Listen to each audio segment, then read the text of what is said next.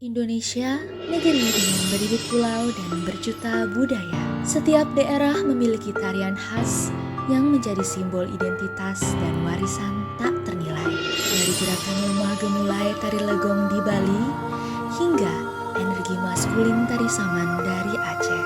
Semuanya adalah bagian dari kekayaan seni yang mempersatukan bangsa. Namun, di balik panggung yang megah dan sorotan lampu yang menawan, masih ada stigma yang kerap menggerayang. Menari itu hanya untuk perempuan, kata mereka. Sebuah pandangan yang keliru, namun masih sering terdengar.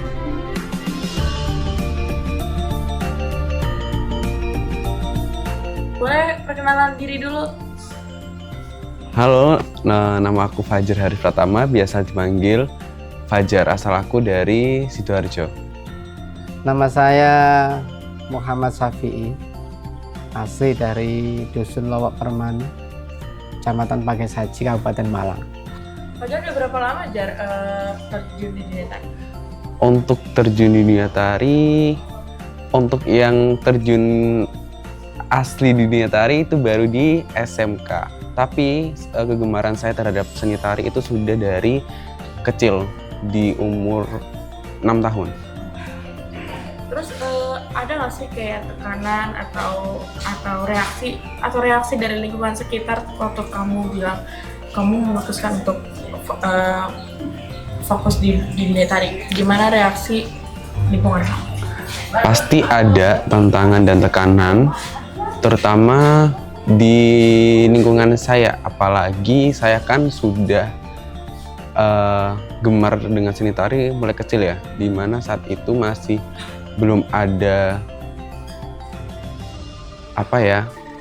belum ada omongan terkait seni tari itu hanya boleh dilakukan oleh cowok. Dan dari kecil emang banyak tantangan, entah itu dari teman, masyarakat sekitar, bahkan dari keluarga sendiri. Tandanya itu bentuknya bullying.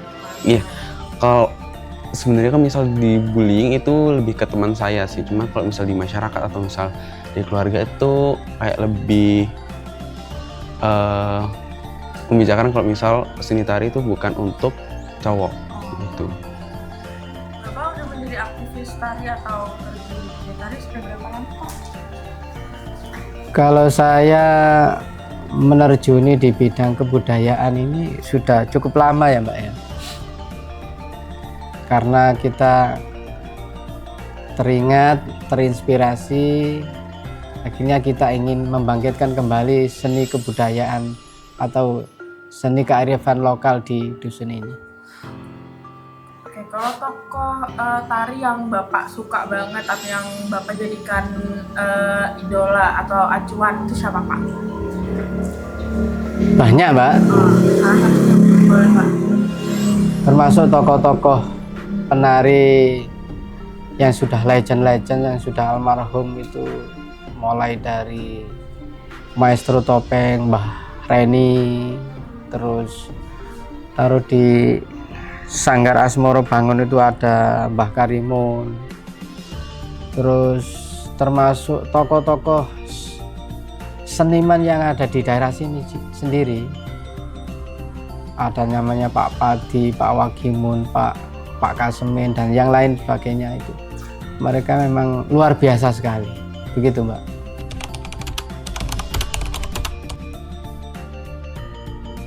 Menurut saya itu 50-50 Mbak ya. Memang kadang orang itu tidak suka dengan kesenian atau kebudayaan karena sesuatu hal. Kadang terkait bisnis atau terkait pekerjaan itu memang banyak. Nah, kita cara menyikapi itu adalah satunya harus memposisikan diri di depan, memberikan contoh. Kalau misalkan menjadi penari ini loh, jadi banyak prestasi-prestasi yang bisa dibanggakan, istilahnya begitu. Akhirnya bisa mendorong mereka, menarik mereka untuk menjadi bagian dari diri mereka. Jadi kita itu tidak hanya full di istilahnya ekonomi, tapi ada hiburan tersendiri ketika kita sedang jenuh atau sedang apa, itu bisa kita lampiaskan di situlah istilahnya, di hobi di situ. Gimana ya? Seni tari itu kan termasuk budaya Indonesia ya. Saya justru mempertanyakan orang yang membatasi terkait masyarakat yang ingin belajar tentang budaya Indonesia itu sendiri. Seperti itu. Terus Fajar menyikapi tekanan-tekanan seperti apa? Saya menyikapinya dengan hiraukan saja omong-omongan yang memang nggak pantas ditujukan untuk saya gitu. Jadi sebenarnya tuh seni tari itu bebas dilakukan oleh siapapun. Bahkan seni itu bebas, siapapun boleh berekspresi lewat seni.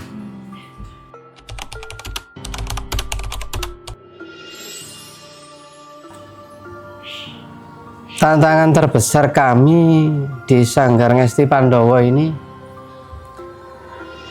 ya memang sekarang tuh eranya sudah era, kalau anak sekarang ngomongnya era digitalisasi kan sekarang. Kalau kita sangkut pautkan dengan kebudayaan, kearifan lokal, itu memang ada jarak yang sangat jauh istilahnya. Mungkin dari segi kemajuannya, dari segi yang diharapkan itu dari income-nya, pemasukannya itu dari mana istilahnya. Kalau kita terjun di kebudayaan itu, tantangan kita itu di situ, Mbak. Jadi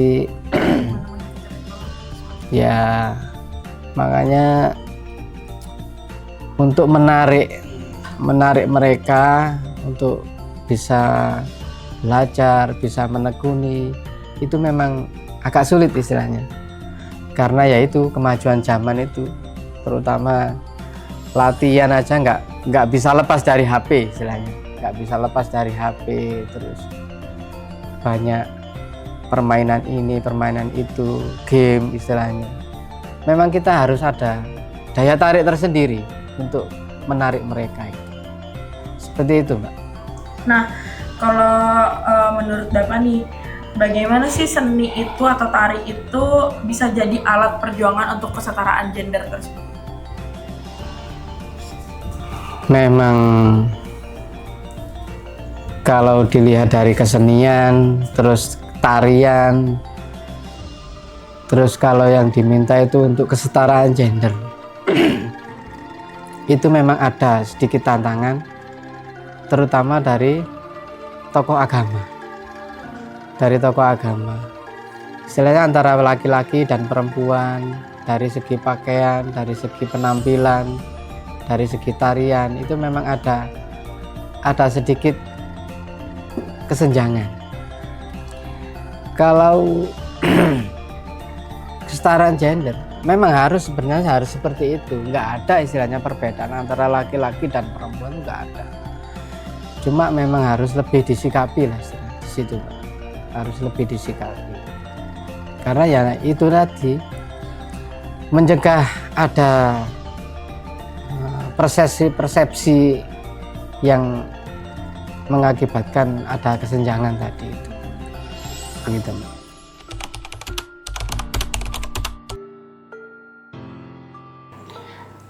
Ya pasti adalah, banyak sekali.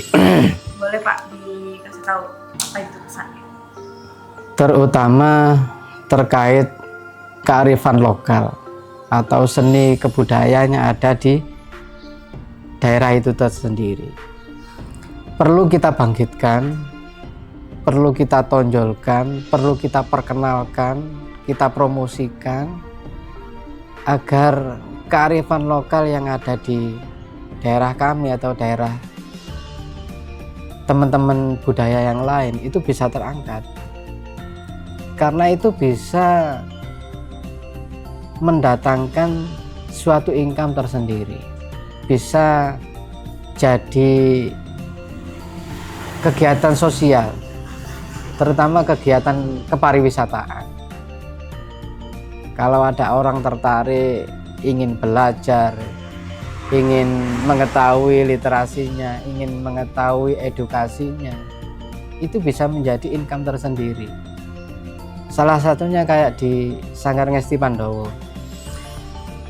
Mereka ingin belajar menari, mereka ingin belajar main gamelan, mereka ingin belajar dan lain sebagainya lah yang terkait dengan kesenian. Itu sudah menjadi income tersendiri, bisa menjadi kepariwisataan, dan akhirnya itu bisa menimbulkan dampak sosial yang luas. Misalkan mereka sampai belajar menginap, akhirnya bisa menjadi homestay. Terus dari kerajinan topengnya, dari souvenirnya, dari kaosnya dan yang lain-lain lah, itu bisa menjadi income tersendiri. Nah, itu pesan saya kepada teman-teman budaya yang lain agar ini bisa menjadi motivasi istilahnya. Ayo kita bangkit bersama, memajukan, membangkitkan kearifan lokal di masing-masing tempat. Terima kasih, Mbak. Ada nggak pesan Fajar untuk teman-teman khususnya seniman-seniman muda juga sama kayak Fajar, orang yang maksudnya terjun di dunia tari? Ada pesan nggak buat mereka? Untuk pesan, intinya jangan takut untuk berekspresi lewat seni, karena seni itu termasuk budaya dari Indonesia itu sendiri. Jika kita penggiat seni, berarti kita melestarikan budaya Indonesia. Oke, Fajar, terima kasih. Terima kasih. Menari adalah ekspresi jiwa. Di dalam setiap gerakan ada kekuatan, ada cerita, ada semangat yang melampaui batas. Mereka bukanlah hanya pengiring, mereka adalah penjaga budaya. Biarlah tubuh menari bukan untuk dinilai, tetapi untuk dipahami dan dimaknai. Bukan soal laki-laki atau perempuan, tetapi tentang jiwa yang ingin menyampaikan. Dalam setiap gerakan ada harapan, sebuah langkah kecil menuju perubahan.